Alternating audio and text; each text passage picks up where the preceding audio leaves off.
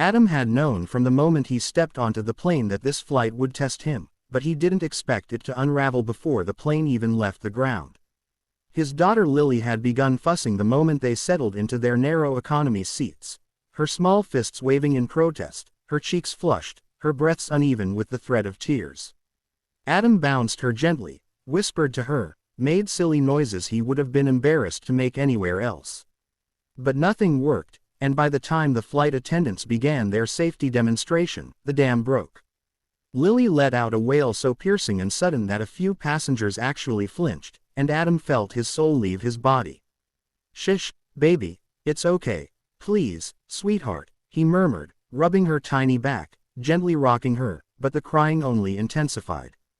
Her face scrunched, her fists trembled, and her sobs came out in painful waves.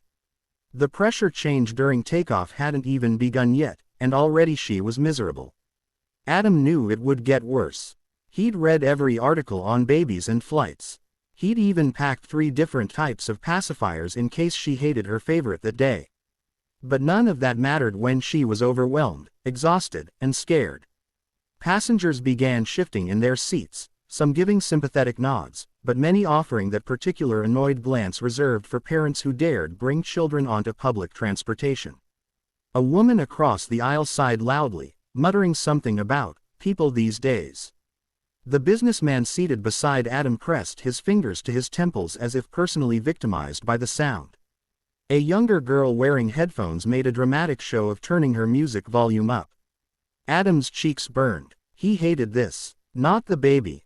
Never Lily. But the feeling of being watched, judged, silently accused of failing as a parent because his infant was upset. If only they knew how close he was to breaking himself. The sleepless nights, the half-eaten meals, the racing to daycare between shifts at the auto shop, the bills piling up like taunting reminders of everything he wasn't providing. He bounced her again, whispering sweet nonsense, brushing his thumb across her hair, hoping she'd feel safe enough to calm down. Sweat dripped down the back of his neck.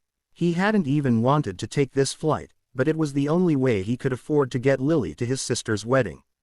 He'd promised he wouldn't miss it, and his sister had begged him to bring the baby so she could finally meet her niece. Borrowing money wasn't an option. Adam refused to ask for help he couldn't repay. The flight attendant approached, offering a polite but strained smile. "Is there anything you need, sir?" He shook his head, mortified. "Just a miracle," he joked weakly. But the crying didn't stop. In fact, it grew louder with the plane's ascent, bouncing through the cabin walls like it was amplified by invisible speakers. A few passengers groaned. One covered his face with his jacket. The businessman next to Adam finally snapped, muttering under his breath, "Great. Just what I needed on a 4-hour flight." Adam swallowed hard. He wanted to disappear, to evaporate, to sink into the scratchy airplane carpet and never come out. Anxiety wrapped around him so tightly he could barely breathe. "Come on, Lily, please," his voice cracked. That was when he saw him. A tall figure in a charcoal gray suit stood up in first class, sharp, commanding, the kind of presence that made people instinctively move out of the way. His sleek wristwatch caught the cabin lights.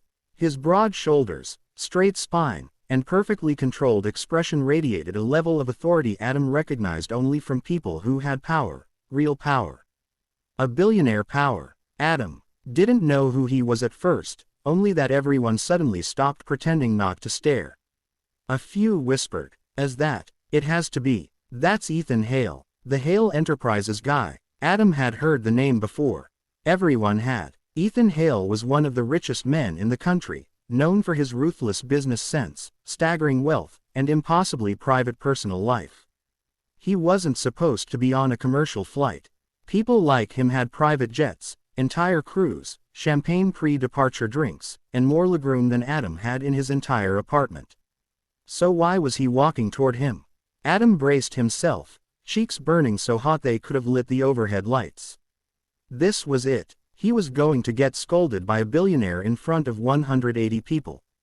Told to control his child. Told to do something magical he'd already tried 100 times. Told he was ruining the flight for everyone. But Ethan didn't look irritated. His expression remained unreadable. Focused, yes, but not angry. He stopped right beside Adam's seat. And then, in a moment so shocking it stole the breath from every onlooker, Ethan gently extended his arms and said, in a calm, surprisingly warm voice, "May I?" Part 2. Adam stared up at him, stunned. For a second, he genuinely believed he had misheard. "What?" he croaked, bouncing Lily helplessly. "The baby," Ethan said quietly. "May I?" Passengers craned their necks. The businessman beside Adam blinked rapidly, mouth hanging open. The flight attendant looked like she had just forgotten all her training. Adam hesitated. It felt strange, handing his child to a stranger, let alone that stranger. But something in Ethan's eyes, something steady and deeply familiar with the situation, reassured him. It wasn't pity. It wasn't annoyance. It was understanding. With trembling hands, he passed Lily to Ethan. And silence swept across the cabin like someone had flipped a switch. Ethan held her so naturally it was jarring. His massive suit, tailored perfectly to his body, somehow didn't seem restrictive at all. He supported her head with a practiced palm, rocked her with a rhythm that spoke of experience, and gently swayed from side to side. Then he whispered, low and soft, "Pressure hurts their ears. You have to help them yawn." He brushed his thumb along Lily's cheek, and to Adam's absolute disbelief, she hiccuped, and then slowly quieted. "What the?" Adam whispered, replacing embarrassment. The passengers who had complained now watched with a mix of shock and admiration. Ethan hummed. Not a random hum. No. A lullaby. An old one. Something with a melody sweet enough to pull the tension out of the air itself. Something that felt like memory. Within seconds, Lily's cries shrank to gentle whimpers. Her fists unclenched. Her breathing steadied. Her tiny head rested against Ethan's chest as though she belonged there. The billionaire CEO continued pacing softly, gently bouncing her, whispering to her in a tone so tender it almost hurt to hear. Adam saw it before he could make sense of it, the flicker of pain behind Ethan's eyes. A deep, buried ache. The way he clung just a little tighter than necessary, as if afraid she would vanish. Finally, after several minutes, Adam found his voice again. "You're good with kids."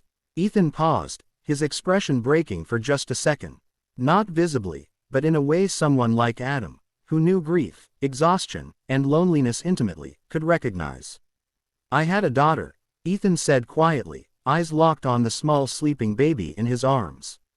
"Her name was Arya. She and her mother died in a car accident 6 years ago." His voice barely rose above the white noise hum of the plane.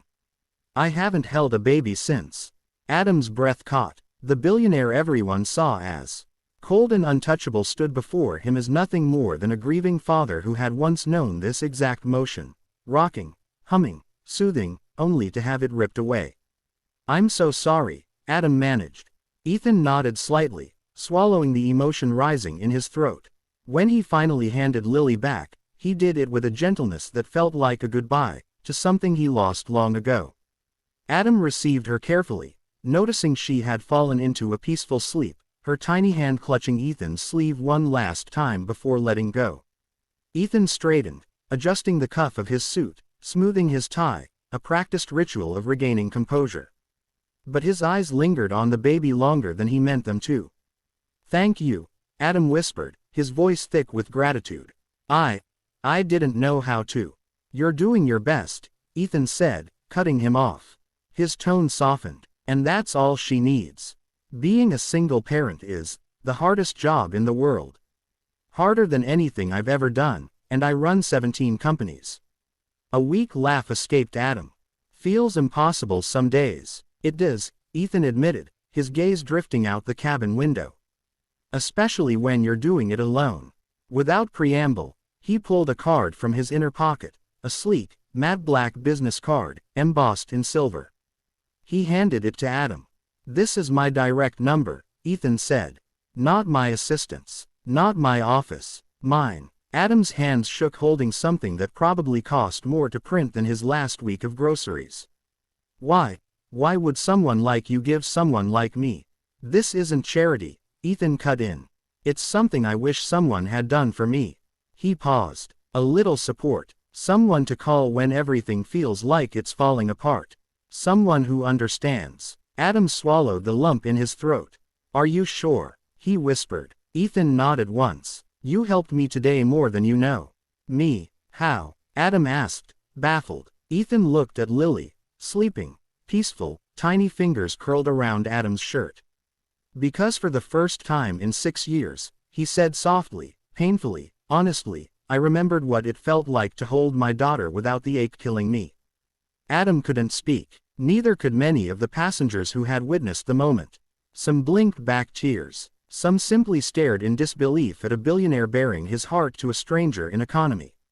As the plane began its descent, Ethan stepped back toward first class, but before he left, he rested a steady hand on Adam's shoulder.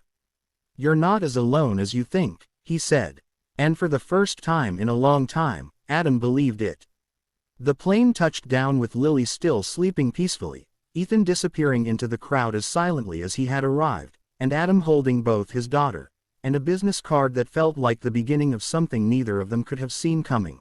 An unlikely friendship, a second chance for a broken billionaire, and perhaps the quiet rewriting of two lives that had needed each other more than fate ever let them know.